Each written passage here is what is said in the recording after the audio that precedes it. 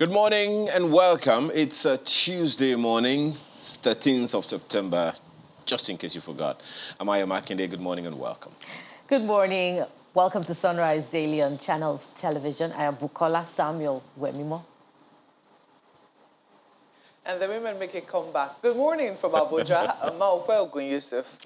A very good morning to you all. Welcome to the program. I'm Chamberlain Uso, but then for lots and lots of students, even those of us who were, yes, I was one of those who thought that probably, perhaps sooner rather than later, at least for once I tried to get my hopes up, such that the students will get back to school, but I was brought right back down to earth when we heard that the federal government had gone to the National Industrial Court concerning no work, no pay, to decide whether or not maybe lecturers are entitled to pay if they don't do work, if they don't work. So all of that they're trying to sort out in court, but just watching from a distance, so many things go through your mind because on the one hand, you get to hear the Minister of Education. He comes up and talks about how he had been in heartache, in pain, thinking, well, he was going to be, at least his time, he'll have the opportunity to ensure that he puts paid to all of these incessant strikes, and how concerned he's been concerning how they've down to so months now. And then you thought, okay, if there's some empathy there, if there is some empathy there, they just might find a way. Then you get to hear these Minister of Education, Minister of Labor, then they get to the industrial court to see what happens. And that kind of, in a manner of speaking, throws spanner in the works, stand corrected, because if you drag them to court, they will also think, wait a minute, aren't we supposed to try and see how we could sort all of these things out? Because look, many will tell you there's been several decisions by the industrial court about labor issues like this. Where did that get us? And look, you just wonder how these appear to be intractable because it's not the first time they've been on strike. So what happened previously? How have they been handling these strikes previously that they get back to school and they sort it out? But now that they're in court, it just doesn't make it any easier in terms of optimism as to whether or not they will get back to school. And how many weeks do we have to the campaigns, by the way? So when the campaigns start, what kind of attention or focus will government pay to that? So all of this in the mix, you just never really know. But we can't stop being hopeful, can we? Well, I don't know. This is certainly a turn that nobody thought was going to come. I mean, this is certainly an outcome that I don't think either party prepared for when ASU decided to declare the strike on the 14th of February this year. I do not think that they thought this was going to end up in a court of law. I don't think the parents saw it, the students certainly didn't see it, and maybe even the federal government did not know it was going to go down this route. If it did, maybe it would have taken the route a lot earlier, and maybe we would have been able to resolve this. There are a lot of issues over what they claim that they're going to court over. I did hear the lawyer, one of the lawyers representing the federal government, talking about the system of payment. They're still insisting on using IPs to pay the lecturers, I think. Oh, boy. And you have to ask, are we going forward or we're going backwards in these negotiations? Were they making progress? Because they had given us the impression that all of the time they had been talking, they were making progress, and that, they had tested ASU's UTAS, and it was also, it was something that they could work with, perhaps. I don't know where I got that impression from. Maybe I was just misreading, or maybe I was being overly optimistic, like a lot of people were, listening to the ASU president and saying, we seem to be making headway. And, every time we listen to Professor Osodeke, he always says that all of these issues can be resolved in one day. He always says that, that wherever there is a will, they will certainly find a way. Absolutely. But now that they are in court, I do not know. I hope that both parties know that whatever decisions the court reaches is binding and it is final. So that's the reason why they always ask you to try and resolve your issues before you go to court.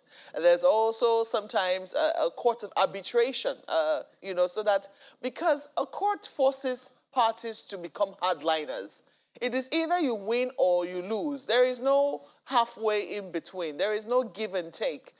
It is either the federal government wins in this instance or it loses. If it loses, this is a big, major shame for it.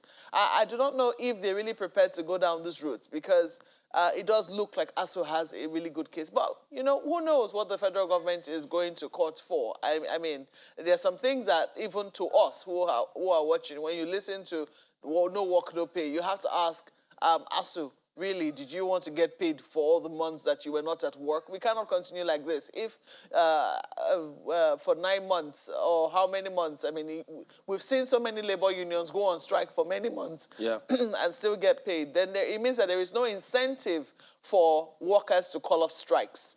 So what the federal government seems to be asking for in this instance is, look, we've heard you. We're negotiating with you. In the meantime, tell your workers to go back to work. Tell the union members to go back to work while we continue the negotiations. ASU says, no, why should we trust you? And, you know, these are legitimate questions. That's a big concern. But you have to ask, you know, in the meantime, who is suffering? Who's taking the knocks? Yeah. Whose time is being wasted? Who are the ones really bearing the brunt? Are we saying that there's really no other way? Well, let us see. I mean, if both parties, are now in court, the federal government is in court, don't forget that before now, SERAP had also threatened to sue the federal government. As a matter of fact, they're asking to be joined in this suit. That's right. So let us see. We understand that they're still saying it's premature, whether the Council of the Federal Government is saying it's premature. Let us see just eventually since they're here now, we don't know how many months it will take. We want to believe that the industrial court will expedite action. And let us see eventually what decision will be reached in favor of whom and whether or not they'll abide with the decisions of the court. Yeah. Lady and gentlemen, what do you think? You know, you will allow me to take this conversation a little further than we began. By the way, you all will remember that we've had conversations with university lecturers who say they never really stopped work. They are researching, they are coming up with policies and all those things. So the only people who are, Malkwe, as you said, suffering, in the manner of speaking, are the students. They are the only ones not in school, not in class or in classes. But the university lecturers, a good number of them are probably still researching and all of that. But, you know, one of the things that comes to my mind every time we talk about education is, are we really even thinking seriously about education? Is it something that matters to us? I mean, we cite from time to time countries of the world who pay premium on education and are following it. In fact, there are countries in this world that the only thing they have to sell is education. What are we selling? Even if all we sold was our brain, wouldn't that be something? I mean, you go to the top hospitals in the world from what we have heard, you go to the top universities in the world from what we have heard, you find a sizable number of them Nigerians. What is it that is taking them out of this country? We're really even thinking about that. What exactly do we want to sell? And for now, guys, we're talking about just university education. Hey, let's look back. How about the primary schools? How about the secondary schools? What's our vision? What's our direction in terms of education? A child starts schooling from, say, 2, 3, 4, and the child is going to be in school for some 15, 20 years of his or her life. And then what? Get a certificate to do what? I think these are some of the conversations that, in thinking about education holistically, we should be looking at. By the time you have ended year 1 in medical school, what you learned is obsolete. Are we thinking futuristically? I don't know. I'm just at a loss this morning, Bukola. Well, you're not a loss with that commentary. And I'd like to pick up from where Marquez started from. I never thought that we would get to this point in this country where the federal government will be taking, university lecturers to court. The case may be, okay, we're initiating this case in court to compel the lecturers to return to work while the negotiations continue. It could be that simplistic, but it could also be looked at from another perspective.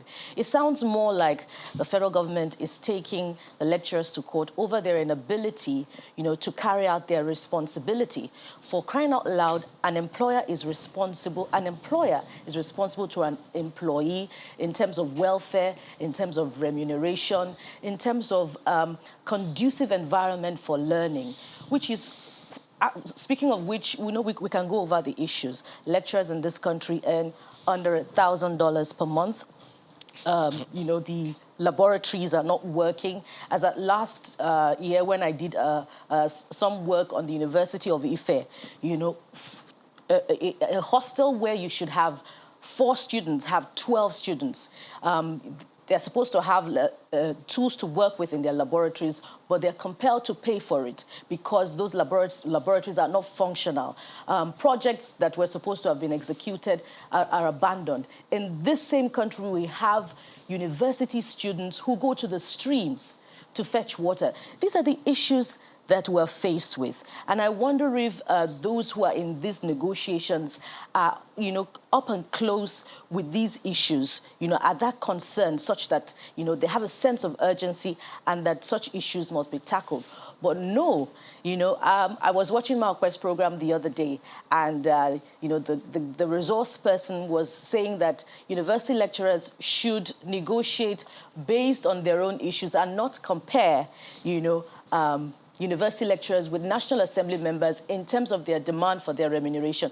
It simply reflects the value that we pay on our education system. For crying out loud, the brain drain is not happening in the health sector alone. The brain drain is beginning to happen also in our education system. Lecturers are leaving the country in droves just to get better conditions of learning in tertiary institutions abroad. So we should not lose sight of these issues, and perhaps we should now begin to commit the candidates who are seeking to take offices. We should commit them to how they would solve the problem of tertiary education in this country. Because as Ayo said, when you get into the elementary and the secondary education system, what are you up against in the university? When you get to university, there is a disconnect right now between the town and the gown. What are Nigerian university systems producing? Do they match the needs, of employment, in the employment market? These are some of the issues. We could keep talking on and on and on about them, but it is rather sad that we will get to this point where the issues will now have to be determined in court. And I really hope that, the decision at the end of the day is just. And all of it is happening in this Nigeria. And that's where we start with the papers this morning. This Nigeria is our first call, having, gone over that. Senate orders crackdown on oil thieves. That's the first paper on the front page. That's the front page of this Nigeria today, and that's the first item we're looking at. Direct military security chiefs to prosecute saboteurs, urges judiciary to accelerate hearing on matters relating to economic sabotage. That's the lead of the paper. We've been talking about this. So Senate is ordering a crackdown on oil thieves. There's a press conference held by Pengasan, I think it was just last week, making some very damning claims. Perhaps Senate wants to begin with the claims or allusions of Pengasan on that one. Right under the picture on the front page, military destroys Boko Haram hospital in Sambisa forest. Stories on page 5. Civilian JTF kills many terrorists in Katsina, other states. Find the details of that on the inside pages this morning. And from this Nigeria, let's take a very quick look at leadership this morning. Leadership leads with politics, and the big story is captioned this way. In final push for reconciliation, PDP leaders move to pacify Wike others. That's a page 4 read of leadership newspapers this morning. Let's take a very quick look at the riders, just 2 of them, or 3 to be precise. Party delegation in Oyo to see Makinde. NWC BOT members to visit Rivers governor. Wike open to visit, says aide. Well, that gives some silver lining in the sky as to how soon that the reconciliation can happen. But we wait. Above that, you find this one. 2023 appeal court says No fund yet for election tribunals. No fund yet also for ASU. Let's remind ourselves. All right, let's take just a few more stories before we exit leadership. Passengers stranded at airports as unions protest anti-labor bill. That's the leadership newspapers this morning. Well, take a look at New Telegraph next. 2023, after 8 years, North can't retain power. Southern governors. Akeredolu urges Christians to look beyond APC's same-faith candidacy. Next year's polls can't turn around nation's fortunes. Can. Well, that's, I know, a bit tricky, right? Next year's polls. Can. Is it can't or can? No, it says next year's polls can turn around nation's fortunes. Okay, good. Ascribe to can. Okay, can turn around. Okay. You know, so I thought it was can't as well. But no, it says can. And then you see Nigerians should do away with ethno-religious politics, says Gumi. So make of this lead headline what you will. Expressing your opinion there, I reckon. And then you see, speaking about the elections, CVR, we've detected several multiple ineligible registrants ascribed to INEC. That's been a lot of focus on election management and on that body moving forward, because that will determine a lot in terms of how things pan out. Well, you can also take a look at what you see at the bottom strip there about Tinkan Island on airports, lack of expertise, stalls, 100% cargo inspection. And here we are, you know, as a country trying to see what do we need to do to address economic challenges or downturn, if you will, but we're still dealing with this one. That's New Telegraph today. Well, take a look at The Guardian this morning, and they too are still talking politics. Presidency must come south. Ignore religion, Akeredolu insists. Election opportunity to turn Nigeria's fortune for good, says Can President. So another way of writing that. Election opportunity to turn Nigeria's fortune for good. Kayamo, Tinubu strong, healthy, not withdrawing from presidential race. Obi moves to sign performance agreement as NLC promises 12 million votes. PDP crisis, Wike keeps party leaders guessing.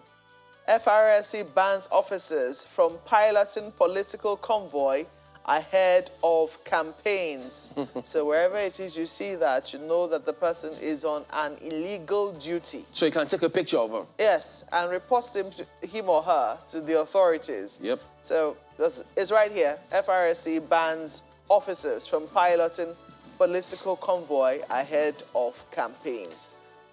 Oh, well, I believe that a lot of people know that that's a high-risk job. When you look at what has happened to the convoy of Senator Ifeanyi Ubah's, and how he narrowly escaped death, and how 6 of his security escorts were killed in broad daylight, mercilessly, and I think a few other personal aides of his.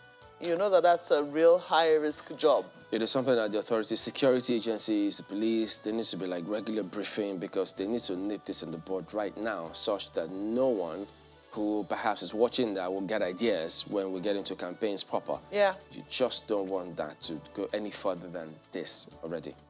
And they have to find those behind. Absolutely. Behind that dastardly act. As quick as yesterday, as a matter of fact. They need to find them immediately. Well, you also find this one here, some heroism being displayed here. 9 victims rescued as Lagos building sinks after heavy downpour at Mende, Maryland, Lagos. Oh yes, you can see the picture there, and you see rescue workers putting the people whom they've rescued on their backs and leading them out of the water to safety. And you also see a picture of the sinking house right there. You know, you have to ask, although all of this, what they call that now, soil testing, environmental impact assessment. And this is part of why. This is why, you know, those things. Don't take it for granted. Yes, indeed, especially where the area is swampy. You also see here, federal government versus ASU, NANS to protest on Lagos-Ibadan Expressway today. Page 6 is where you'll... Hold on, I hope they're not planning to block the road. Is it the same Lagos Ibadan Expressway? I hope not. Oh. Nance, please, protest, but don't block... Don't make people's it's already misery. blocked Exactly. without the protest. Any words, please. Protest if you must protest. Protest in places where I was going to invite them notice. to Abuja to protest, but I had to hold my mouth. I said, oh, sorry. Unless they come and block your own road. But this is what you find on the front page. I hope that their right to protest does not impede other people's right to movement. Yeah. That's you know, these are two different rights, and we have to know how to manage these rights, you know. You have a number of other stories at the bottom, a lot of them bordering of politics. I'll let you do that yourself, but now take this one. INEC must be allowed to operate without pressure. EU cautions politicians. It's a page 3 read there. Let's leave it there for the Guardian newspapers. The Nigerian Tribune seems to agree with the Guardian this morning on its focus. That image is the story on the front page of the Nigerian Tribune today. Floods hit Ekiti, Niger, Lagos. 9 rescued as building sinks. 2 adults missing. School fence collapses, kills 2 children in Lagos. Passengers stranded as Minabida Road caves in. Oh dear. Well, that story you find on page 26. We all knew the rains were going to come, but did we know the impact it was going to have? So many other stories on the front page this morning. Well, that protest story is also right there on the front page of the Nigerian Tribune, right above the nameplate. Aviation workers protest in Lagos, shut down operations at Kano Airport. Stories on page 6. FAN disconnects NAMA facilities over 500 million naira debt. This money issue again. That's the Nigerian Tribune. Of course, the Daily Trust also leads with a labor issue this morning, but this time it has to do with the aviation sector. And the big story is captioned this way. Aviation workers shut airports over new law. Insist banning union activities illegal. Issue 14-day strike notice. Passengers stranded. Minister denies smuggling in new clauses. That's it for that. We hope that is resolved pretty soon. Let's go above the nameplate to also check up on a story that will catch your attention. 2 swept away, 9 rescued as flooding hits Niger, Ekiti, Lagos. Perhaps we should be better prepared, as NIMET's prediction for rainfall for this year is well over 200 days, you know, and out of 365 days, you have more than 200 days of rainfall. There's a lot of preparing to be done. And perhaps those who have built along channels should, as a matter of necessity, you know, evacuate and move elsewhere. We talk about these rains every year. Yeah. We have these NIMET predictions every year. And NIMET says something, you know, when we had that interview, that states need to pay a little more attention to the recommendations that they make when they give these predictions. But then the question you want to ask is, while the states could be doing whatever they need to do, who would have seen a sinking house coming? So those are some of the things that, you know, I don't know. Big question there, Ayo. And lastly, from Daily Trust newspapers, we have this one also, politics. That's at the bottom, right under the picture there. You'll find this one, Obi to Tinubu, presidency not turn by turn. And the writers say we'll activate our structures in 774 local governments for Obi. That's according to the NLC president. And this one says we've golden opportunity to address challenges. LP chair. That's the Daily Trust newspapers. Well, Vanguard is next. 2023, Akeredolu Gumi differ on same faith ticket. Well, you heard that previously on some of the other dailies, so you can go ahead and take a look at that later. Above that lead story, attack on Oba, 2 policemen, 3 civilians killed, 2 hospitalized. This is ascribed to the police. So they're speaking. We'll look to them for more details, actually. Okay, I hear you. I'll read your Mr. and Mrs. this time. or Mr. telling Mrs., are you aware that the Queen of England is dead and the King is now in charge? And Mr. says, of course I know. And then Mr. says, so why are you asking for money in Queen's English? Should we all of a sudden change it to King's English? That looks like what Ayo can do. That's Vanguard this morning. Okay. We hear you, mister. Well, Nigerian News Direct is the next one here. And they have this. It's a pretty serious matter. It's not a laughing matter, the headline. And I don't know whether there'll be any need for you to be concerned. I think only those who didn't register properly should be concerned about this. Whoa. But when you look at the figure there, multiple registration, INEC deletes 1.1 million invalid registered voters. Are you thinking what I'm thinking? What are you thinking? Could it be those who newly registered?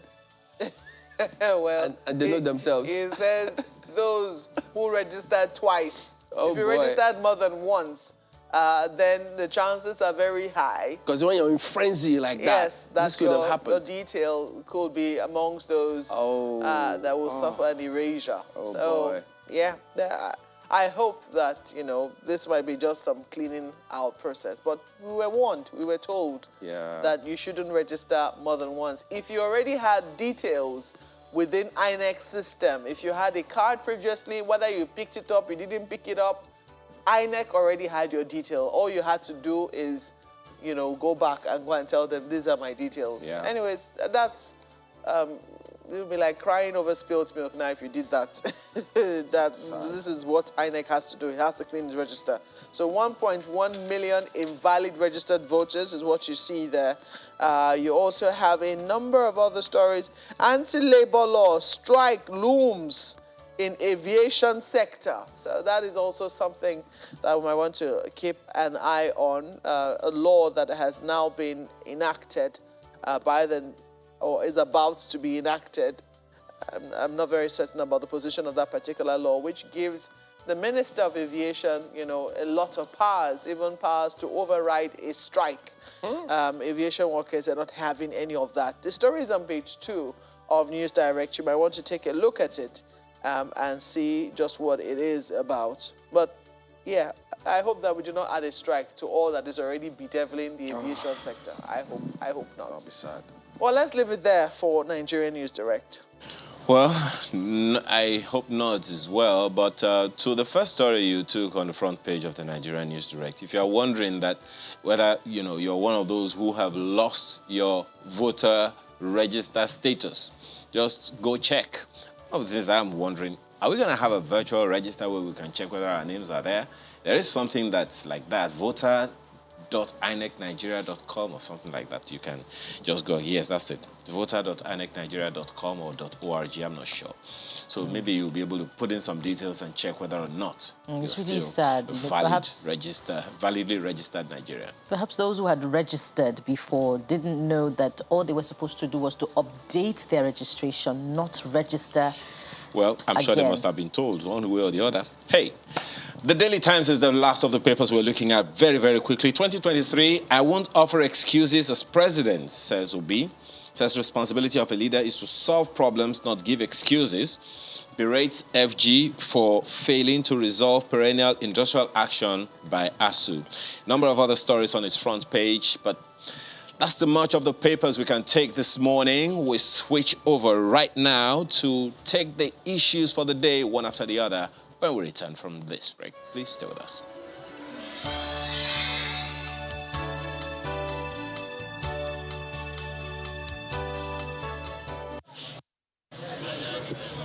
Critical decisions must be made by the People's Democratic Party, and members of the Board of Trustees are arriving the party's National Secretariat in Abuja for a meeting, the first time after the party's convention. The meeting is to hold behind closed doors, and Mr. Walid Jibrin arrives to chair the gathering as chairman of the BOT. But no sooner had the meeting commenced than words about his resignation began to circulate, and a video of him announcing his resignation is also made available to journalists by some party members. Me, Senator Walid Jibril, I'm stepping down as the chairman of BOT, please. I'm stepping down to make things easier for all of us. He is replaced by former President of the Senate, Mr. Adolphus Wabara. As the BOT meeting ends, the party's National Executive Council meeting begins, and the national chairman, Mr. Iyorchia Ayu, chairs the meeting, which is attended by the party's presidential candidate, Mr. Atiku Abubakar, former Vice President, Mr. Namadi Sambo, some present and past state governors, legislators, and other party stalwarts. The change of BOT leadership takes center stage as the meeting discusses unity. This party is famous for settling all disagreements and going on to win elections in the past. This time is not an exception. I'm happy that the Nigerian people are interested in our party. We need to focus on the issues that worry the Nigerian people. The acting BOT chairman, distinguished Senator Wabara, in a big family, even in micro and small family, you have family issues. What is important is how those issues are resolved. And for us in PDP, we have the mechanism, and we are working towards resolving all of those issues soonest. The victory of the party in the 2023 general election is also discussed as the PDP National Executive Council passes vote of confidence in the RU-led National Working Committee, despite the calls for his resignation. Those in favor of the motion of a vote of confidence on the Iyorchia Ayu-led National Working Committee say aye. Those against say nay.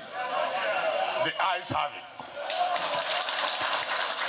On his part, Mr. Atiku Abubakar says the PDP constitution must be respected by the party's members in resolving the crisis within the party.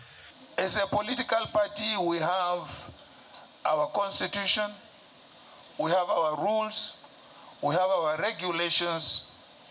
I want to urge that no matter the level of disagreements, our disagreements should be resolved within our constitution, within our rules, within our regulations, and within the precedents we have already set up for conflict resolution. Senator Walid Jibril has offered himself as a sacrificial lamb. But whether this will settle the crisis in the party is what we do not know for now. But perhaps time will tell. Emperor Simon, Channels Television News.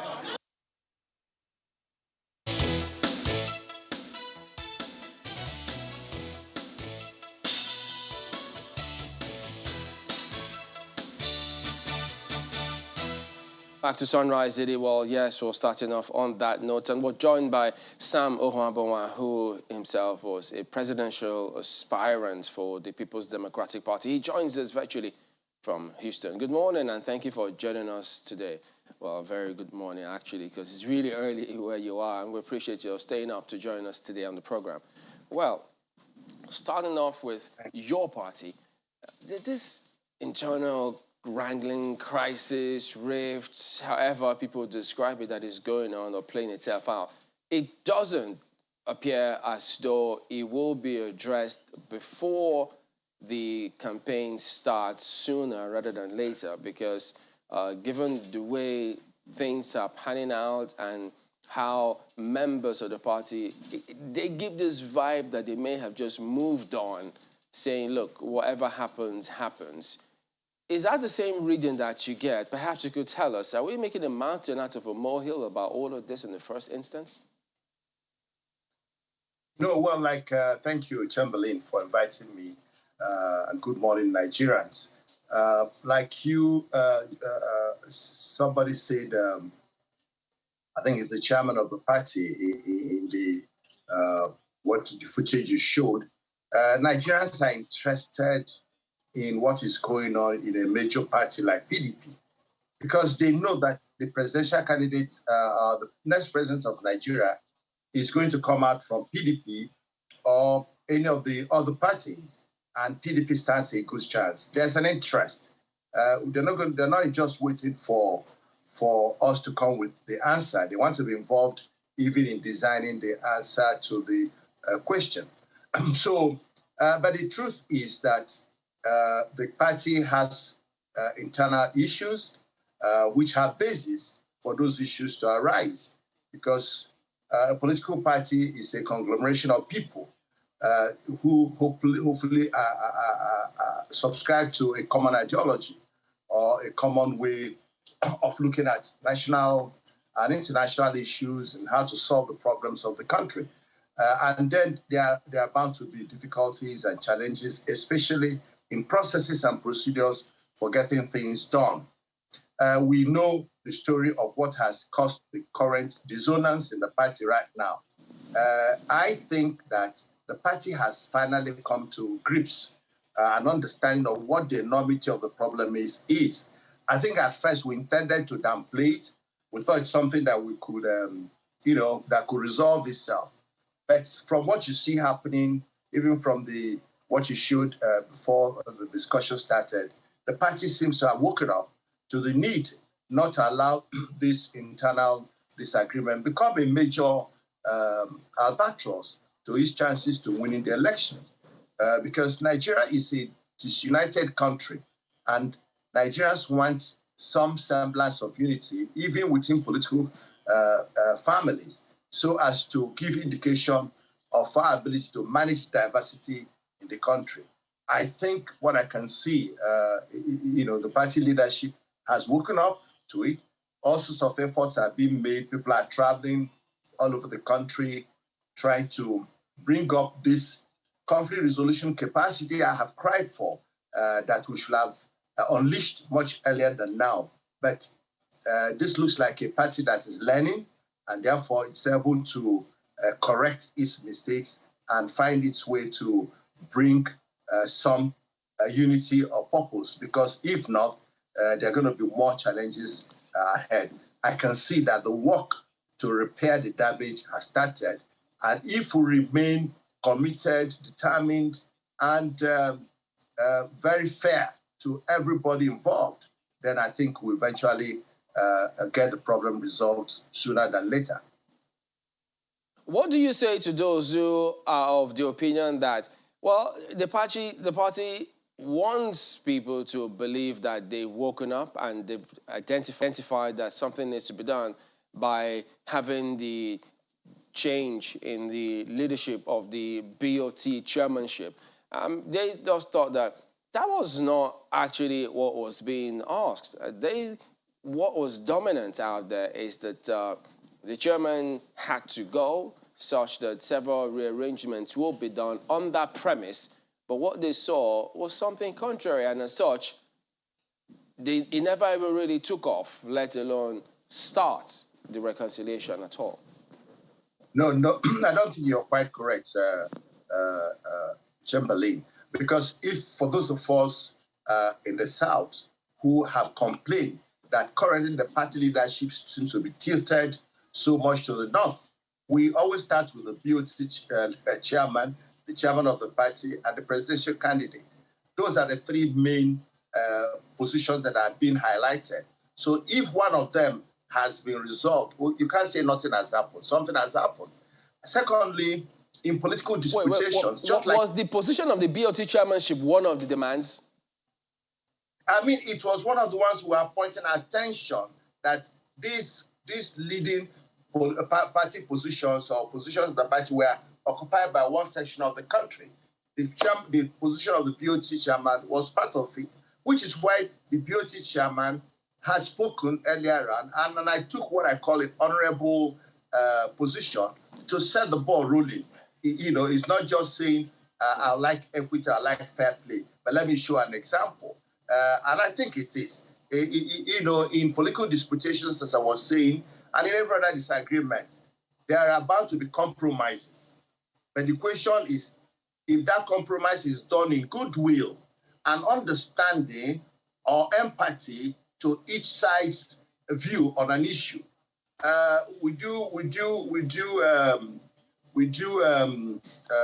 modesty and apology.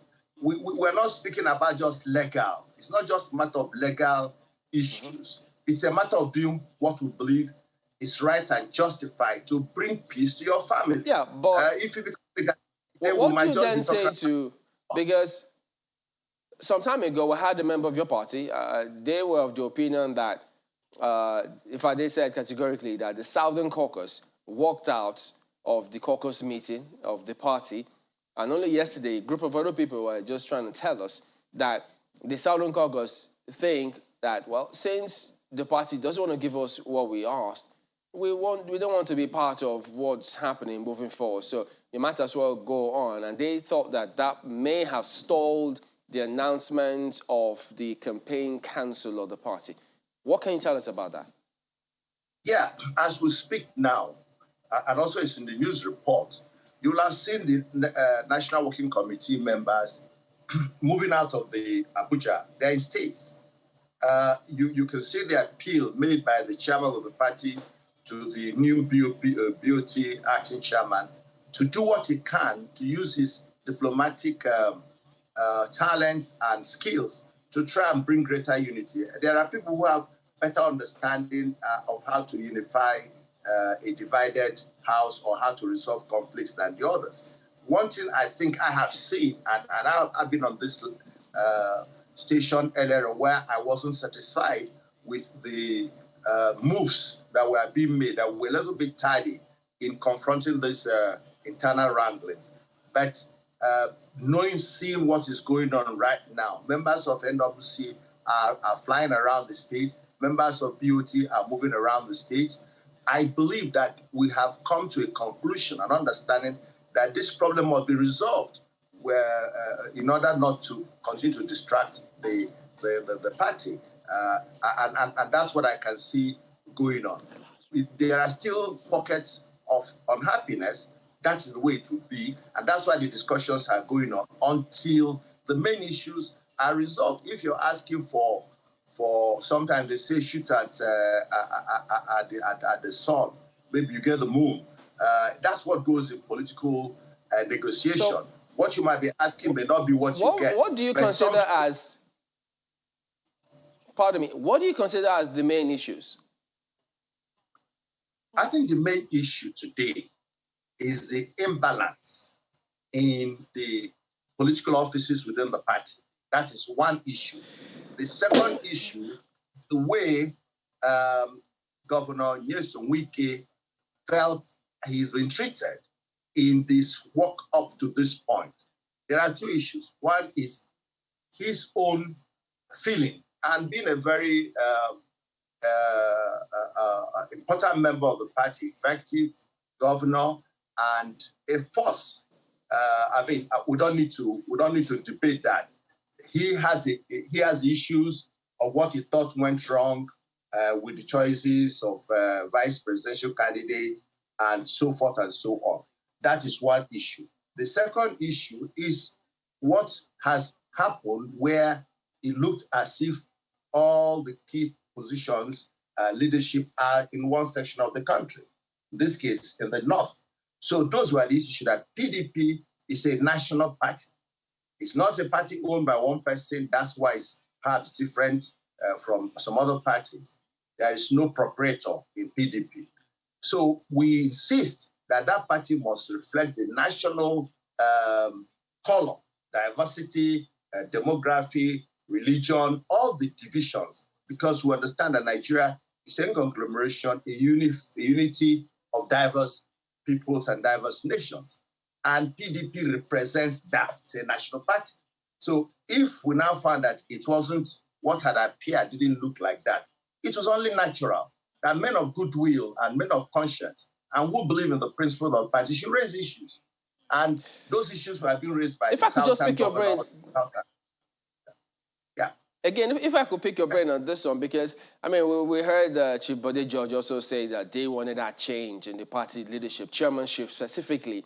And now that party members have flown to the south to try and talk to them down south, meaning, yes, they understand that something needs to be done about what they think. I wonder, what do you think they're going to be telling them? Because look, we won a chairmanship, you didn't give to us.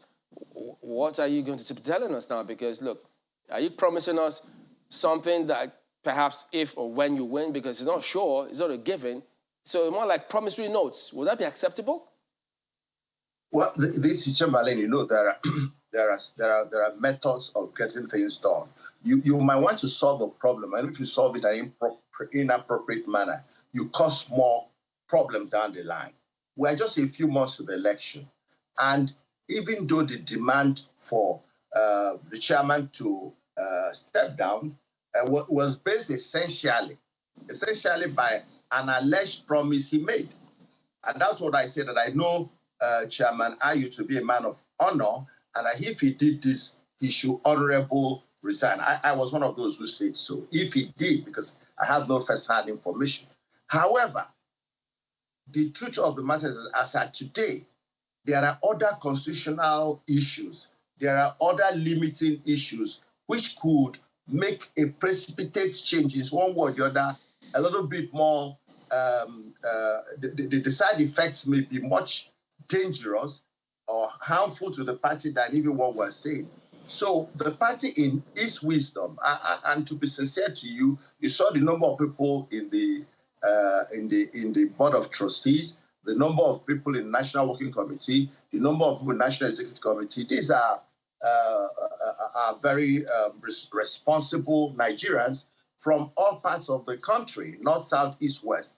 If in their wisdom they decide that, look, given all that is in place, this is our best approach to this problem, which we got into, by acts of omission or commission, which the party itself started with by failing to zone appropriately as it is expected to zone. If the party had zoned the position of the presidency as it used to do, maybe some of these problems would have arisen. But having arisen, you are mandated by leadership demands to try and manage it the best way. I am believing that, knowing what is going on, seeing what is going on around the country right now, the party has woken up to seeing how it can deal with the issue. Position of the chairman is not the only position that can be given to the South. There are many other positions in the party, and these are the things that are being discussed both in the party and if the party forms a government. What is most critical, I believe, to the party, political parties are formed to win elections. What's most important to this party and to other parties is first win the election. Now, when they win the election, the other issue of ensuring balance, equity, justice will naturally follow, especially if we missed it out or the opportunity to do it at the time the party was going into the primaries. And that's what I think, that problem, with wisdom, with tact, with diplomacy, we can resolve it.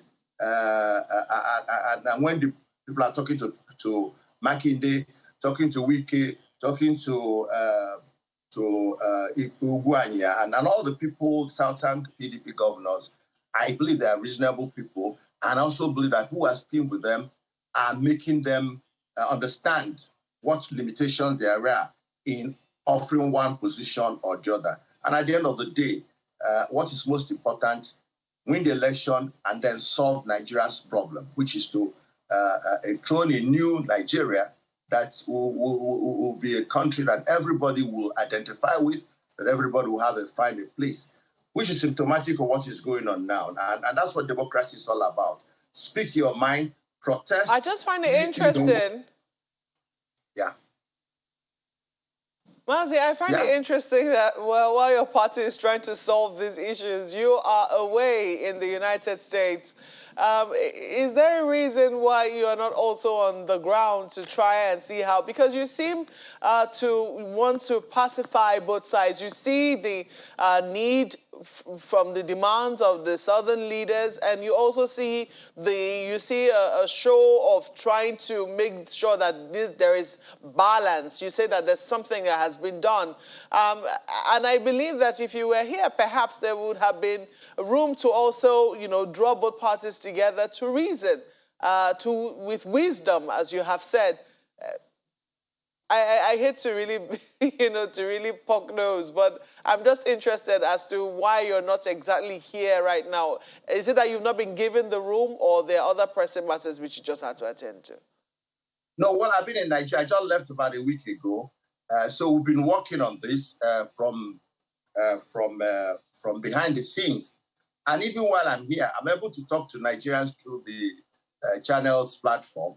I can speak to any other person through the platform. I am personally concerned that this matter is resolved because PDP is a formidable party, and Nigerians do not want anything that will make it difficult for the change that they're expecting, the real change, the rescue mission, which they are expecting. On whose side?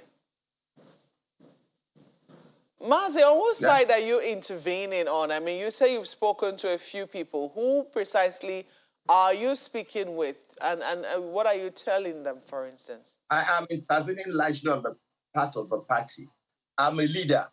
I understand that the success and failure of any group, unit, organization rests on the shoulders of the leadership. It does not matter what anybody else says or does. As a leader, I cannot give you an excuse that I failed because somebody else, a peer, a subordinate, or a follower didn't do what he was supposed to do. That's a sign of failure. So I'm speaking to our leadership from the topmost down that this is the way we should take this matter. Show empathy, because when a child is crying, there must be a reason. My people say when a child is crying, he's pointing somewhere. If his mother is not there, his father is there. So there is a reason. And if you can empathize with the situation of the Southern governors or Governor Wike, appreciate his circumstances, appreciate what he's talking about. Listen to him. Put yourself in his own shoes. You begin to understand that he is not crying wolf. The truth is that Wike is not crying wolf.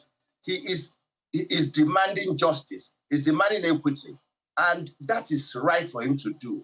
Now, the leadership that understands that certain things were not done, as I said before, I'm sure I have to still go back to it.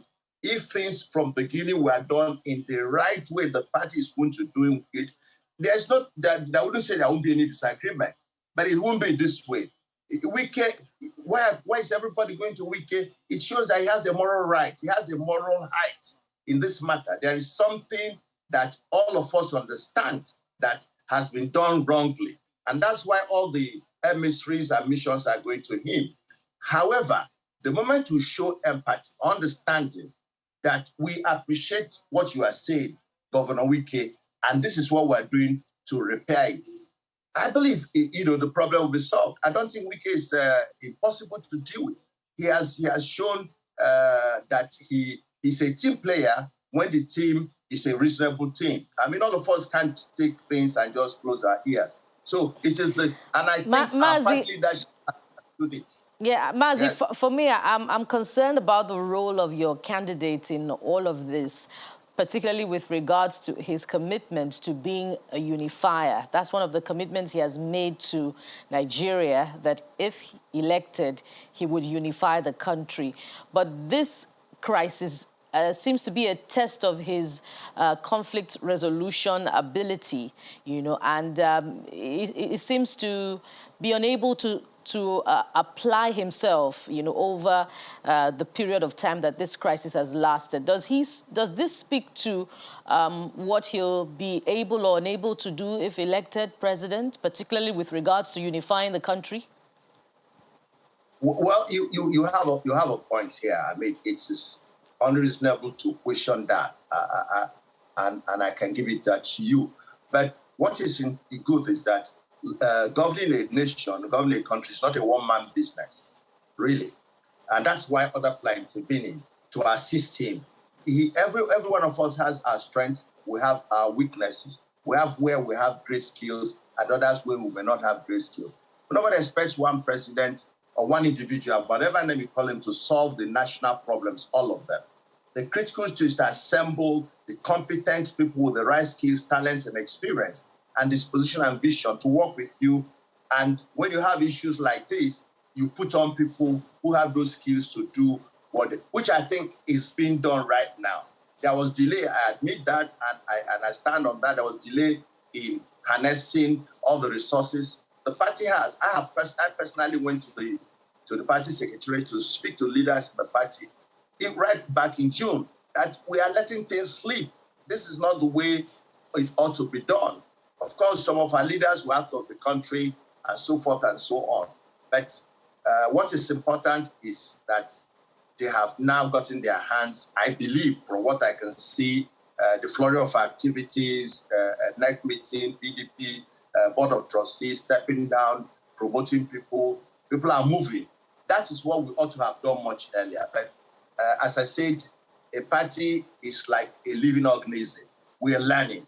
And that sets us in the right state, because at the end of the day, these are the same skills, like you just pointed, we need to deal with Nigerian problems. And if we learn it from settling this internal crisis now, I think it will serve us well when we confront the Nigerian issue. In the process, where we'll have identified those who have the skills to do this, those who have the skills to do that, and that will be helpful. So even from this effect, some good things will come out of it. Well, I hope Nigerians share your optimism, which is why I'm going to ask the next being that, how do you see this playing out? Because you say that Governor Wike seems to be, on a high moral right, and that's why everyone is going to him. And he's wielding this, strongly, with him being seen in the company of many members of the opposition. If you look back to the commissioning of projects and, how he's been seen with other members of the opposition party, do you foresee, is this suggestive of what is to come in case this crisis is not resolved in record time? The campaigns will start in just a few weeks. One thing that I believe that every one of us is agreed upon, it is that Governor Wike is a very strong PDP member. We are agreed that he is not likely going for him to abandon the party. He is doing the best he can to be sure that his issues and his worries are attended, and he gets assurance that those issues will be dealt with. I believe that Chief His Excellency Nyesom Wike will come along the moment critical people. For me, and that's my reading, it is not as much as what he gets. It's as much as understanding his circumstance. That is, for me, is the empathy that leadership understand why he's crying. The moment you show that you understand why he's crying and show him how that you can assuage it, I believe he will calm down. As for leaving the party, that is unlikely. As for inviting people to the state, for me, he's promoting PDP, because all the governors is calling to the state. He's look and see what a PDP governor can do, and he's a very staunch PDP ambassador. So for me, it's a way of advertising our party, and I believe that those APC and other party leaders that are going there, it's a way of sanctioning and endorsing the kind of quality leaders and performers, some of them that PDP has. And Wike is a poster boy in that regard. So it's positive if you look at it from this my point of view. Well, it's a nice way to look at it. I mean, when you look at the fact that, okay, all shades of opinions, all shades of political divides have gone there. I wonder what they think right now. But there's more to unpack with you, Mazi, when we return from this break. So please stay with us.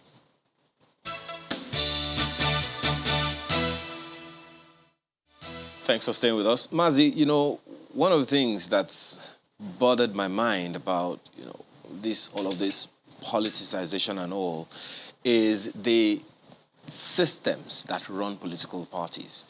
If you don't mind, I'd like you to expand beyond the PDP and speak to the political class or political system, how we run it.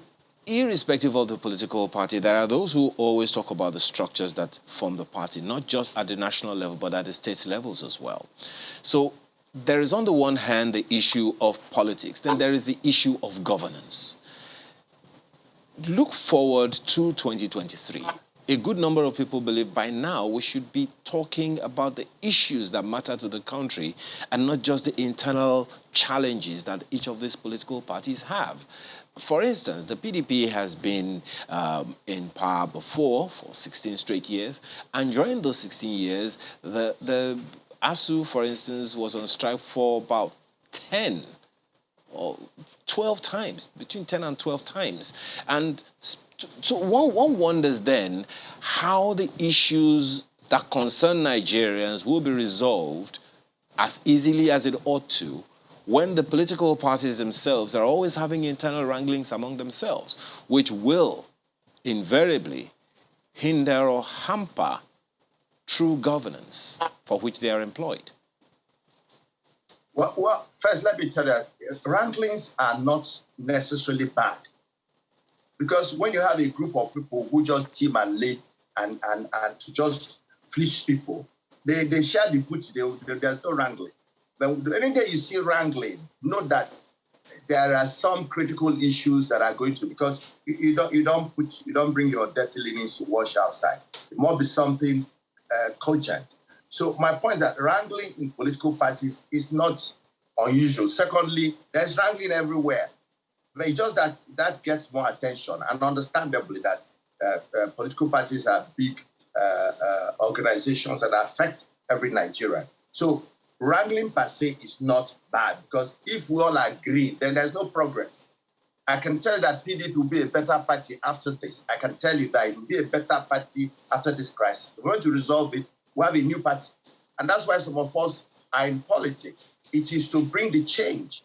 We Nigerians are tired of the old system where politics was sometimes tended to be more individualistic rather than looking at the common good. And it is that inability to look at the common good that has caused some of the issues you have raised. And there's a transition right now. You can see the entire Nigerian political scene is going through a transition. Competition is coming. New parties are coming. New leaders are emerging. And that is what will bring change to our country. Because if we just, if we didn't have a chance for this kind of dialogue, contentions of ideas and issues, Nigerians will be taken for granted. Everybody is watching everybody. And the Nigerian populace is also getting agitated, much more politically sophisticated. And they are willing to ask questions right now. They are going to ask questions and make more demands on political leadership. So that's why many of us are very, very optimistic that 2023 will be a watershed year for our country. It's going to enthrone not just a leadership, it's going to enthrone a new political system, where there's going to be a higher demand from the populace, a higher demand for good governance from the people, a higher demand for seeing the benefit of political leadership, a higher demand for accountability, for responsibility, and for showing value for the money we are investing in developmental processes. That is what is evolving, and it makes me happy because when the war, not after the military left, many people couldn't enter politics because they were not aware the military was really going after going up and down for a number of years. And so a few people got there, got themselves entrenched, and some of them became albatross, allowing change in the system. Now, the change is being forced. So that change that is being forced with greater interest, we're talking about our youths being more actively involved in politics. We're talking about our women. Okay. We're talking about new political. So I believe that is going to change the color of politics. People can't get away with anything anymore. Okay. Well, Mazi, while the issues that you raised are quite valid, there's an angle most of us, most of the time, do not give attention to.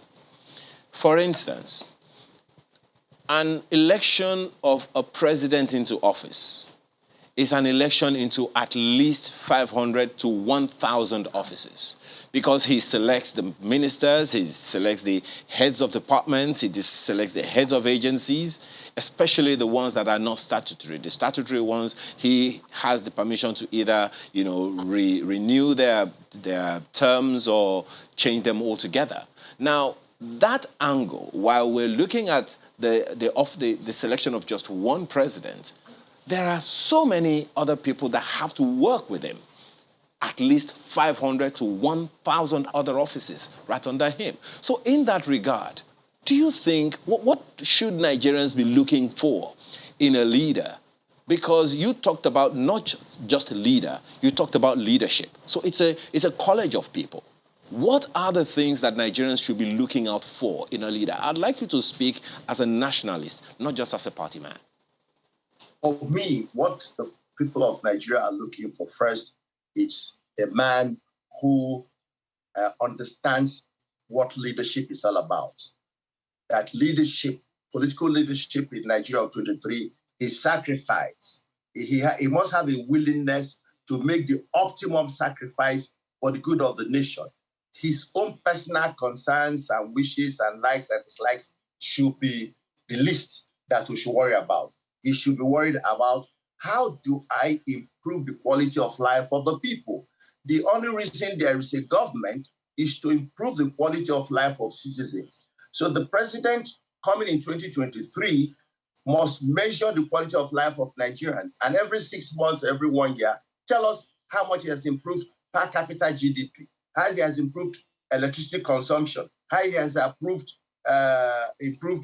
calorie consumption, food consumptions, quality of our education, quality of our infrastructure, and overall well-being of the average Nigerian, his safety of life. So that's the leader that will be thinking of the people. 2, that leader must also be a competent person who has shown competence from his track record. Previous work he's done in the public sector, in the private sector, in the NGO sector. Where has he led? Who did he lead? What did he lead successfully? We must see that competence. We must see his capacity for hard work. We must also, importantly, see his character. Character is critical, that he's a man who knows first how to select good people. Because just like you have said, and that is the truth of the matter, that government or governance is not a one-man show. Nigerians seem to think that way. It is not. The presidential system, yes, gives one man a lot of power, but that power is subordinate to what he's able to do by the caliber of people he recruits to work with him. His job is to cast the vision, sell the vision, motivate the followers, and give them the resources to implement the vision. And then he becomes a cheerleader and monitoring and measuring every month, every quarter, how we are getting to the point. This leader must be visionary, because part of our problem today is that we have no vision. You can't tell me what Nigeria intends to achieve in 5 years or 10 years. These are the kind of things the new leader must be. At this point, I just need to ask you, looking at the expectation from Nigerians across board, all class of Nigerians actually, because almost everyone you talk to, even those who are outside the country, they want to see this country work. They talk about the immense potential that this country has, how this country can achieve so much if someone steers this country in what they say is on the right path. Now, we're going into another election cycle. We'll elect someone to lead for the next 4 years and possibly another 4 years, the next 8 years maximum for a term.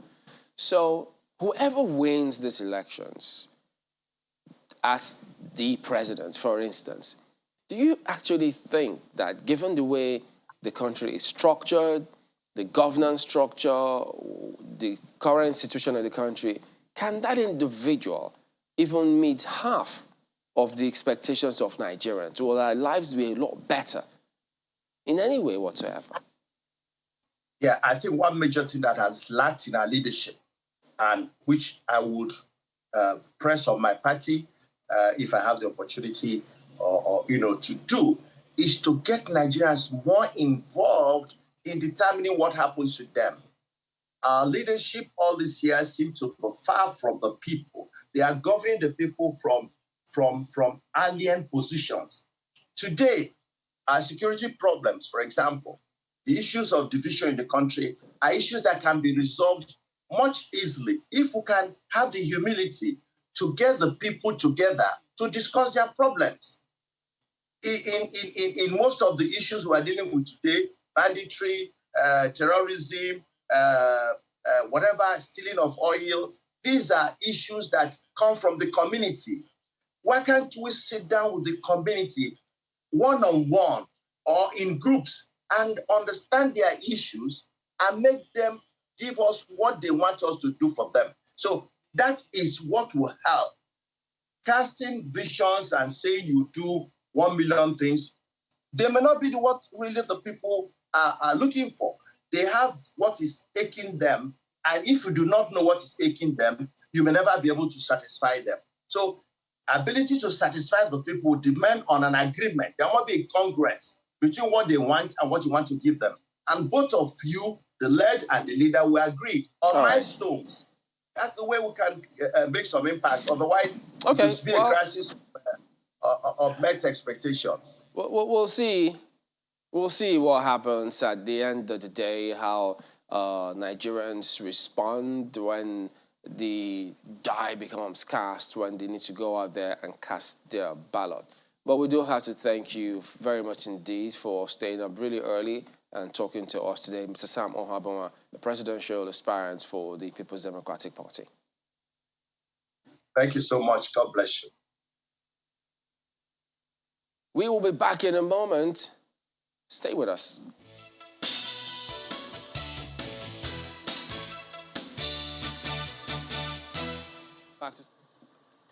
The European Union ambassador to Nigeria and the chairman of the Independent National Electoral Commission, INEC, are among the dignitaries attending this conference to roll out the Phase 2 of the EU support for democratic governance in Nigeria in Abuja. The EU SDGM project is one of the tools that the European Union is using to strengthen democratic processes in Nigeria through programs that support electoral reforms and the inclusivity of marginalized groups in Nigeria's electoral system. In her remarks, the EU ambassador to Nigeria underscores the importance of the 2023 general elections as she appeals to political actors to desist from actions that could undermine the country's democracy. The electoral campaign will start in 2 weeks. As a friend of Nigeria, we would like to see peaceful and issues-based campaigns, and we encourage all stakeholders to take a firm stance against violence and against hate speech. As the largest democracy in Africa, elections in Nigeria matter. They matter to Nigeria and Nigerians. They also matter for Africa. The European Union has been a major partner with Nigeria since 1999, and the electoral umpire is promising to continue its partnership with the EU and make the 2023 general elections count. The Commission will continue to work with the EU, our development partners, and all electoral stakeholders to ensure the sustainability of our electoral reforms. I want to reassure Nigerians that the votes will continue to count. The panel session reviews some of the successes of the first phase of the EU SDGM project, including its contributions to the inclusivity of marginalized groups in Nigeria's electoral process. The EU SDGM has given voice to the voiceless and given hope to the hopeless. Without this project, much wouldn't have been achieved. So far, the European Union has committed over 150 million euros to a program targeted at strengthening democratic governance and inclusivity in Nigeria. And the Phase 2 of the project hopes to rally citizen support for the next general elections. For me, it's been a truly humbling experience.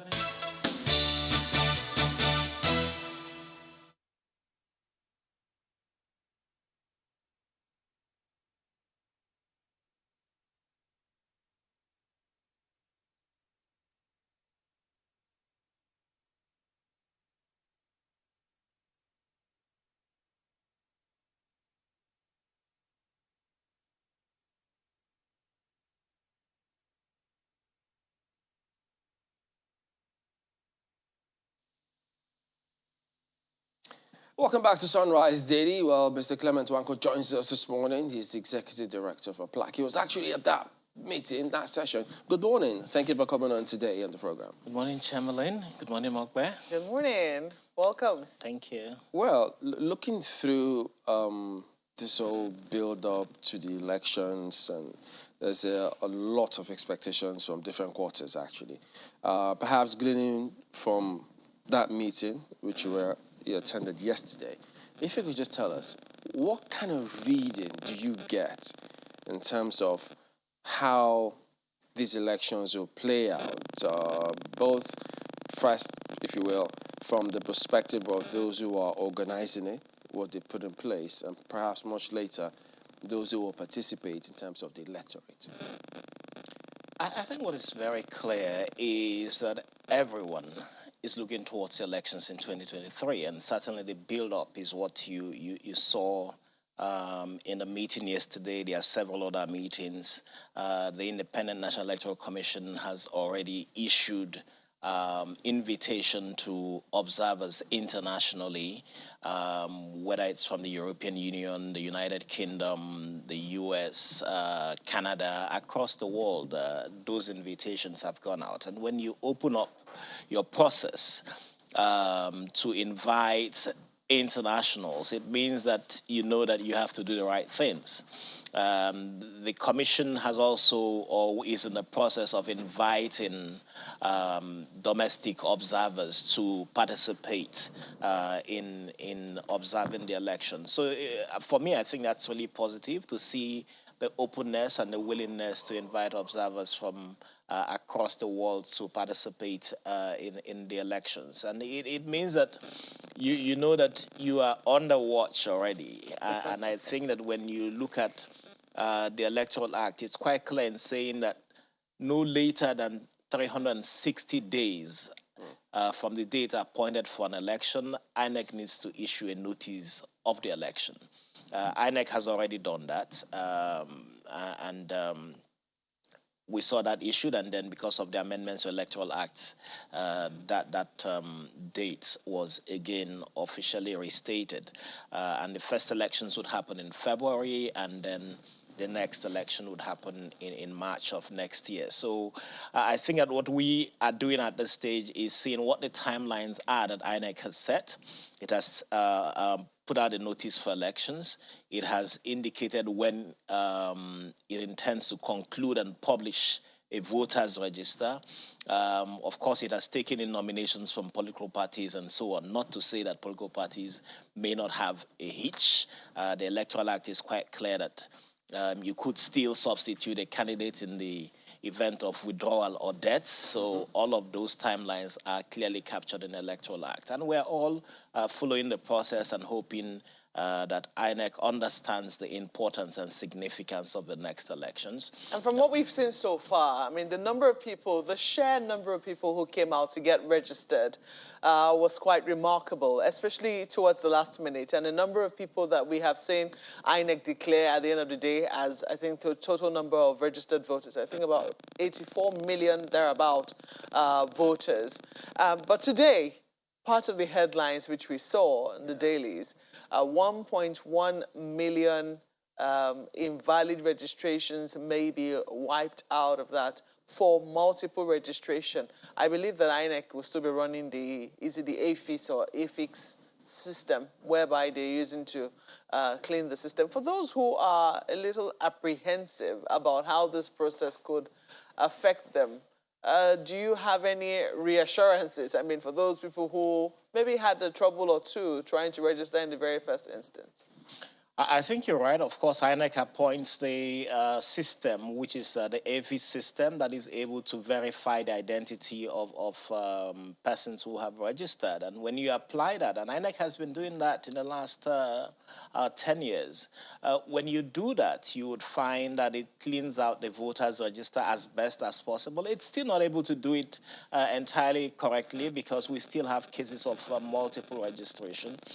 Yes, you did see a surge of people going to register. Most of it was because some people had moved locations, and rather than try to do the transfer, they register afresh, and that's why INEC is detecting this through its system. Unfortunately, some people who may not have understood how it works and who thought that not having their PVC meant that they have to go register again are going to be caught in this, and it's a question which of their double registration gets knocked off. It could be the old one or the newer one. So I think that's what this system would result in. Is that still criminal, though, to register twice? It is criminal. The Electoral Act is quite clear in saying you shouldn't register twice. You shouldn't falsify information. You should provide accurate information to get captured.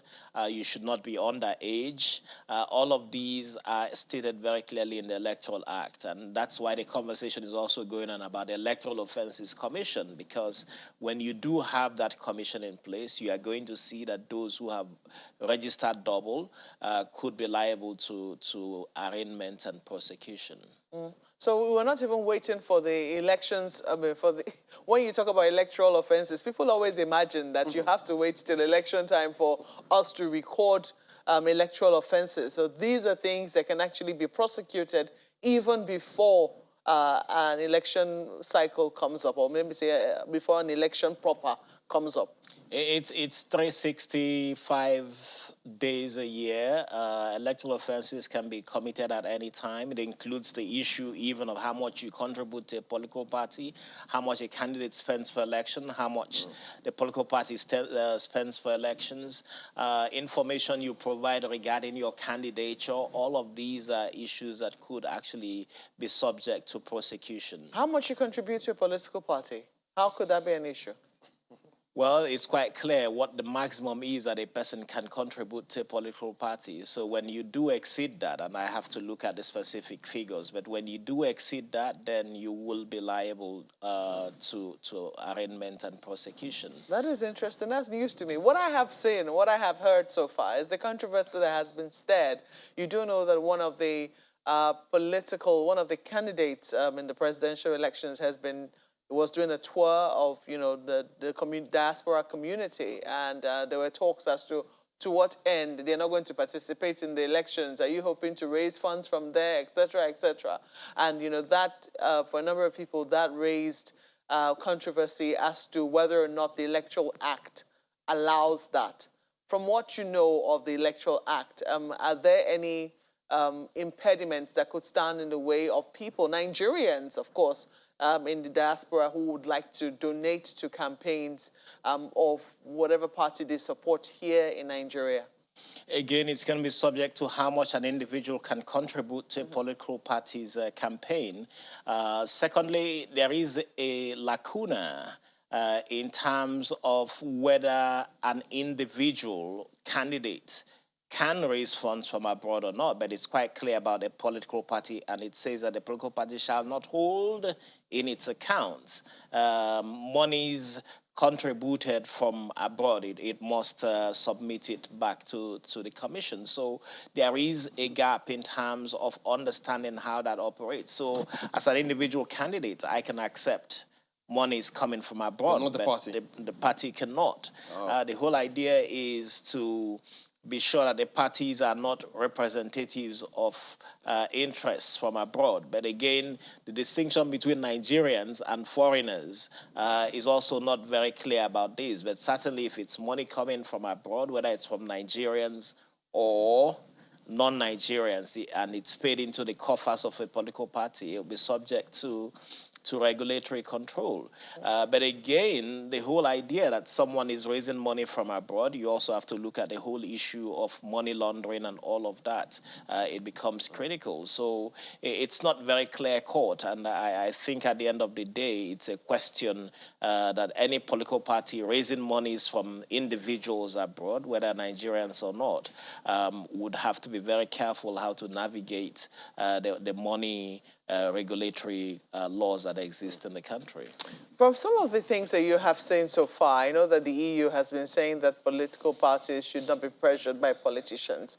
But from how INEC has conducted itself in the off-season elections and its preparations, the preparations you have seen and observed so far to the 2023 elections, do you think that it is above political pressure? No, INEC is never, nobody is ever, even you sitting here is never going to be above political pressure. The politicians are going to continue to push to expand their possibilities, and you did see that with some individuals who didn't participate in primaries, getting their parties to be trying to submit their names against those who lawfully participated in the primaries. And INEC has come under pressure as a result of it. So far, INEC has pushed back. I worry more about the pressures on the courts. I worry about the courts. Why?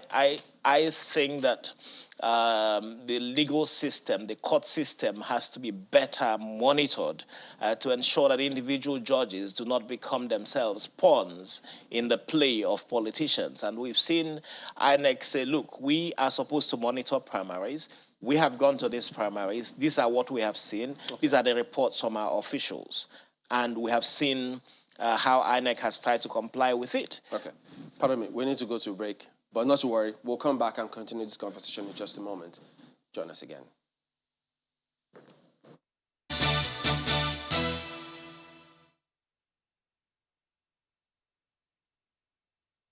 Imo States Amalgamated Traders Association Isamata welcome President Muhammadu Buhari celebrates Governor Hope Uzodinma on the historic commissioning of key projects as the direct beneficiaries of the brand new roads to be commissioned by President Muhammadu Buhari as he arrives Imo State.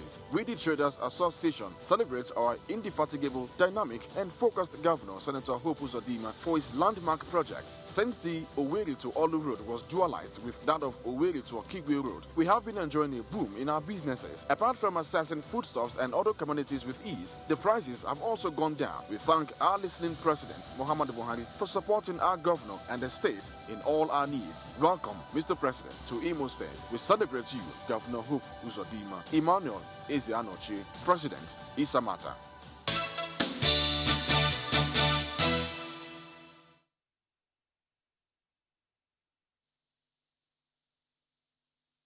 All right, welcome back. You go ahead, please.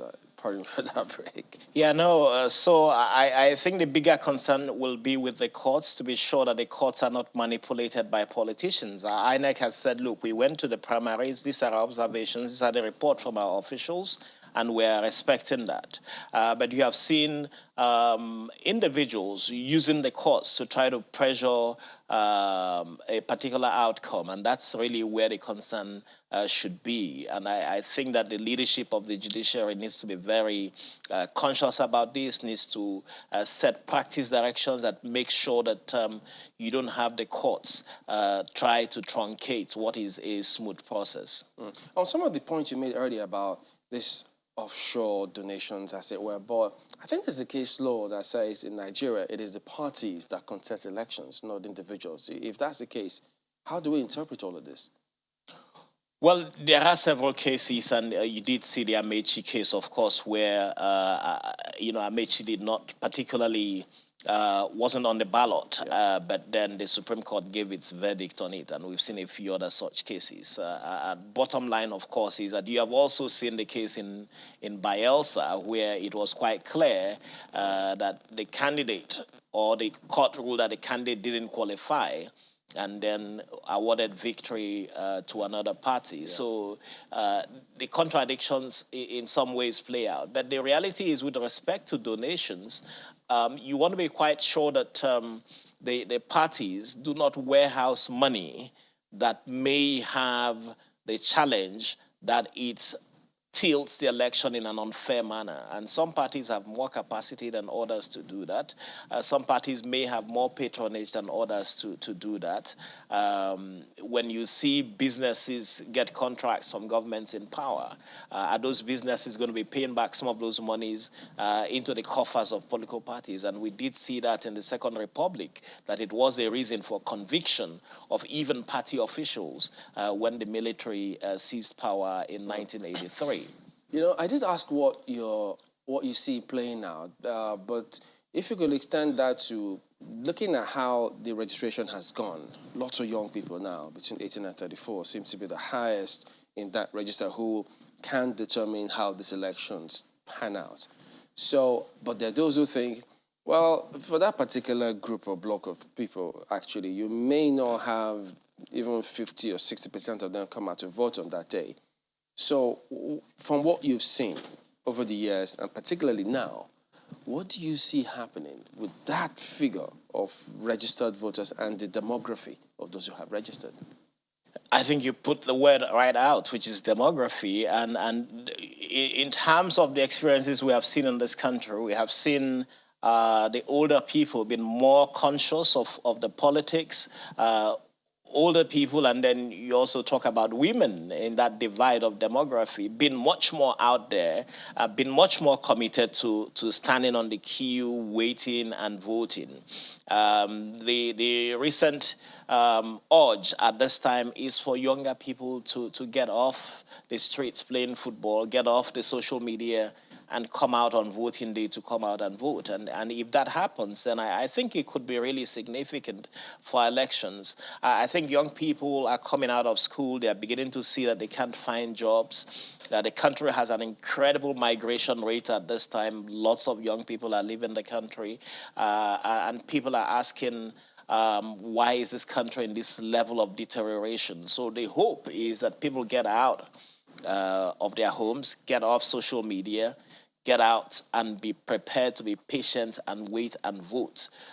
Because at the end of the day, it's the only country we have, and you can't have so many people migrate. Yes, a few people will, maybe even much more than before, but a whole lot will not have the capacity to. And we think that rather than being angry, rather than turning that anger into reluctance, turning that anger into separating themselves from the politics, that they should turn that anger into making sure that their PVCs are available, go out there and make decisions based on what they see of the candidates. I think it's quite saddening to see some of the ethnic and religious politics that is creeping in. We are waiting for campaigns to begin in a few days or 2-3 weeks.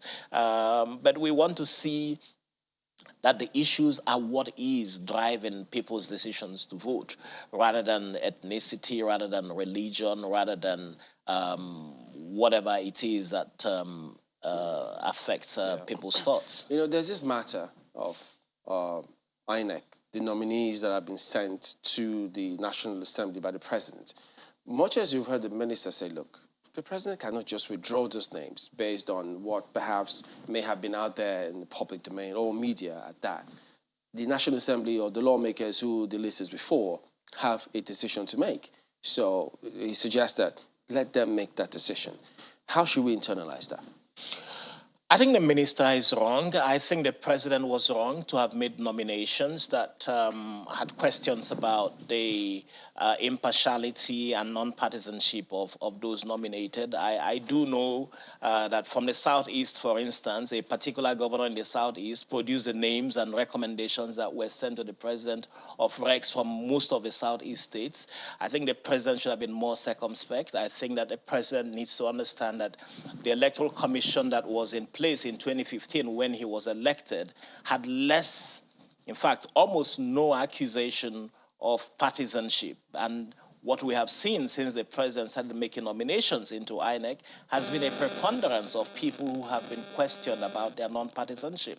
So I think the president has failed in not maintaining the tradition of keeping and insulating the commission away from partisanship and politics. And if there is strong perception, because perception is really very important, it's not to say to us, oh, he's not carrying a card of a political party. If the perception is strong that a particular governor produced names, that the names of persons produced that are affiliated to political parties, yes, we've had this conversation, but I really don't think that you should give room for suspicion about the bias and partisanship of the candidates, because once elections are perceived to be manipulated, and or the commission itself lacks the independence and non-partisanship, then it goes to the credibility of elections. And I think the president has failed in not taking this into cognizance in the names that have been put forward. But I also think that there is an opportunity because all of the comments going on have seen civil society organizations. I do know that the Civil Society Situation Room, for instance, has written to the chairman of the INEC committee in the Senate raising these concerns, and our hope is that this committee will act. Any reply yet from them? Well, I don't know. I'm not convener of Situation Room, but I do know that that letter has been written. Okay. All right, let's bring in my colleagues from Lagos. They've got questions for you as well. Well, Mr. Walker, straight away, I'll just ask you, do you think that, so now that, of course, the minister says, the president can't just withdraw that list, what then would you recommend to happen? The list will probably go to the National Assembly and from the presidency. If it has not, it will. If it has, what would be your recommendation to the committee or to the National Assembly on that list, knowing that there will be a lot of lobbying? Thank you, Ayo. I think the minister himself did indeed make the comment that, yes, there is an important need for those who have concerns to raise it with the INEC committee in the Senate. And I think that some organizations have already done so. And the hope we have is that the INEC committee of the Senate, they've done that before. They have had nominations made that they have turned down. I think that they need to again look at this list that has been sent to them by the president. And yes, the minister is right. That's the appropriate place for action to be taken to determine whether these candidates should be approved or not. Should that kind of list have even gone to the National Assembly in the first place? But let's leave that. You spoke to the demographics the other time and, brilliant conversation you had with Chamberlain on that issue. My question around that is the level of political education, not just awareness. You've been in the saddle, in the political, space for many years. Now, compare the level of political education today that will inform the right choice by people, not just the sentiments or pecuniary gains that you spoke to earlier. How, in the light of our current political education, given in spite of the level of awareness and excitement and all of that, how do you think the level of political education we have now, compared with what we had before, how do you think it can influence our choices in the year ahead? Thank you, Ayo. You and I have been in the political field for quite a while as well. But clearly, I think what will influence what happens is how people vote. I think it will be quite clear to people what their experience has been in the last several years in terms of the quality of governance that they have seen, the results that they have seen from those that they have elected. I think you and I know the levels of suffering, levels of deterioration of our politics and our economy, and how this will in itself affect what happens. So my sense of it is, yes, there's a lot that needs to be done. I think political parties sometimes leave the whole issue of voter awareness and education to civil society organizations, or even expect that INEC has that responsibility. Yet it is the responsibility of political parties to provide education for their supporters, to educate their supporters on how they can vote, and the issues around the politics and economics of the country. We have seen opposition parties in this country fail to draw attention to the challenges of governance that we see, whether opposition at the state level or opposition at the national level. I think that political parties have not done their job, and they need to do a lot. But yes, for us in civil society, I think that contribution that civil society makes to voter education will continue and intensify. But certainly, you do have a much more aware population, and the hope that we have is that is translated into how vote happens. Not to also undermine the strength of the sentiments. religious sentiments, cultural sentiments, ethnic sentiments, political sentiments, and of course, whatever gains will come from people there. How do we segue away from all of those issues and follow a national ethos? It seems a national ethos has been somewhat evasive over the years. I think I missed a bit of what you said, but I think certainly that we do need to develop a national political culture. I think that for all of us who have seen politics better, I'm not quite sure what word to use, but better implemented, we want to see and be able to see that politics in this country focuses more on national development. When we look around the world and we see how countries prioritize development issues, and we come here and we see how Nigeria prioritizes nepotism, prioritizes mediocrity, then it troubles the hearts to see the nature of politics that we do have in this country. And the hope that we all have is that we will see citizens translate a lot of their frustration into voting for candidates who will help to elevate the nature and quality of Nigerian politics. Because quite frankly, what we do see with Nigerian politicians, with Nigerian politics, is really, really very, very mediocre, and certainly is not taking us into development. And given that the world is, we're talking of countries building new cities. We are talking of countries looking at alternative energy. We are talking of countries looking at how to improve climate change conditions. But in Nigeria here, the conversations are just really so low and so mediocre that you ask yourself why a country of such intelligent and rich potentials would be having the sort of quality of politicians who are governing its affairs at this time. Well, rather sad, Mr. Nwankwo. And speaking of elevating the electoral process, I want to take you back to the issue of Diaspora offshore funding of the electoral process. In clarifying your position the other time, you talked about how it is okay for the individual to receive the funds and not the political parties, perhaps because of the concern of money laundering.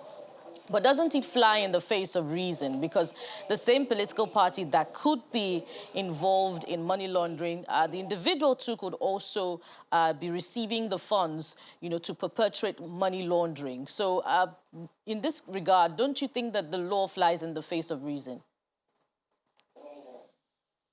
Yeah, I think what I was drawing attention to was the lacuna in the law, and how, as a lawyer, you are able to, if I was advising a client, I would be quite able to say this is what is quite clear in the law, and this is what you need to do to avoid falling foul of the law. I think that, as someone as well who has been very much involved with the process of lawmaking in this country, and seeing this gap that is being identified at this time, it's a question whether past the election or even ahead of the election, whether this is not something that the National Assembly should look at as we continue the engineering with the Electoral Act. So certainly, you should be able to have people not contribute in a way that influences the politics negatively. We did see with the U.S. elections, a Nigerian Lebanese American was indicted for contributing funds to the U.S. presidential campaign a couple of years ago in ways that the U.S. authorities felt was on an undue influence in its politics. So I think that the law should continuously be updated to ensure that we do not have foreign monies or even Nigerian monies, it doesn't matter both ways, influence the politics in a negative way. There must be a cap to what individuals can receive, and there must be a cap to what political parties can receive for the purpose of elections. And I don't think that we have come to a stage in this country where we are even able to tabulate the expenses made by political parties, and you talk of physical money, but also in-kind contributions. How do we calculate that to ensure that those in-kind contributions are not of such magnitude that unfairly affects the nature of spend on elections? I'd also like you to speak to it with regards to what happens at the domestic level as well, where in justifying funds for the purchase of, expression of interest and nomination funds, parties can peg it as high as 100 million naira and 40 million naira, and that is okay, is morally right for the political parties, but it's not okay for political parties to receive funds for support of their electoral campaigns from offshore. Isn't this some form of double standard for you, Mr. Nwankwo? I think we're all concerned about the monies paid for the primaries within some of the political parties, particularly the two main parties where candidates were paying as much as 100 million, 50 million for nomination at the presidential level. And you saw the number of persons who indicated interest to run for president in at least two of the main parties, and the amount of monies collected, which is a source of friction at this time within the executives of those parties. But certainly, I think it's completely unacceptable that you do have such numbers of monies being spent even from the beginning before someone becomes a candidate. How do you measure, because, you've been at this for a very long time. How do you measure whether or not you are making progress with your advocacy from the perhaps making the legislation that has gone into Electoral Act, annual guidelines, especially when you compare it with the outcome of elections and ultimately the performance of politicians in elections? How do you strike a balance or measure? I think that the country, in spite of the criticisms we have of where we are now, the problem is not that we haven't made progress. The problem is that we should be far ahead of where we are today. I do remember looking at the 1999 Constitution, for instance, because this conversation around resident electoral commissioners, I do remember that in 1999, up to 2003, the president could simply appoint a resident electoral commissioner. Mm-hmm. The president could make regulations for INEC. All of these were entrenched in the Constitution. In 2009 and 2010, there was massive pressure that led to the change in the Electoral Act, for the Constitution. Because even before 2010, the chairman of INEC had to be above 50 years old. The resident electoral commissioners had to be above 40 years old. The Constitution was amended in 2010, and this was even before you began to amend other portions of the Constitution regarding the reduction of age. But the Constitution was amended in 2010 that allowed the chairman of INEC to be no less than 40. The national commissioners at the same age, and then the recs were reduced to 35. And then the president could no longer appoint recs directly. It had to go to the National Assembly for approval, the Senate for approval.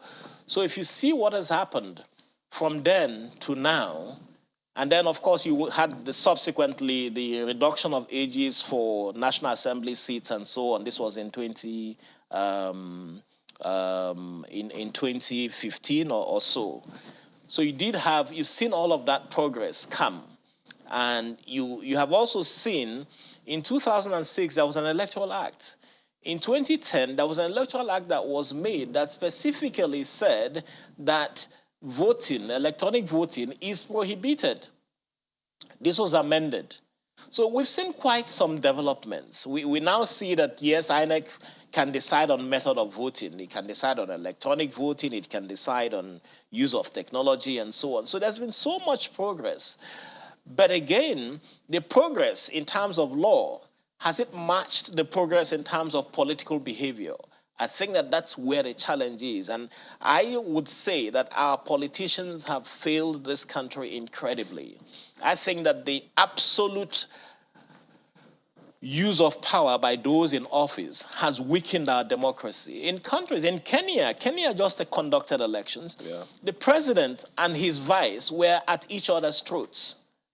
And yet the vice president emerged winner of the elections. In Nigeria, the president here would use incredible extra-legal measures to stop his vice from being elected. So I think that the political behavior of our politicians is what needs to be tackled. And I think that that's the challenge that we face. Yes, we make beautiful laws. How are the politicians trying not to subvert it? That's another matter for another day.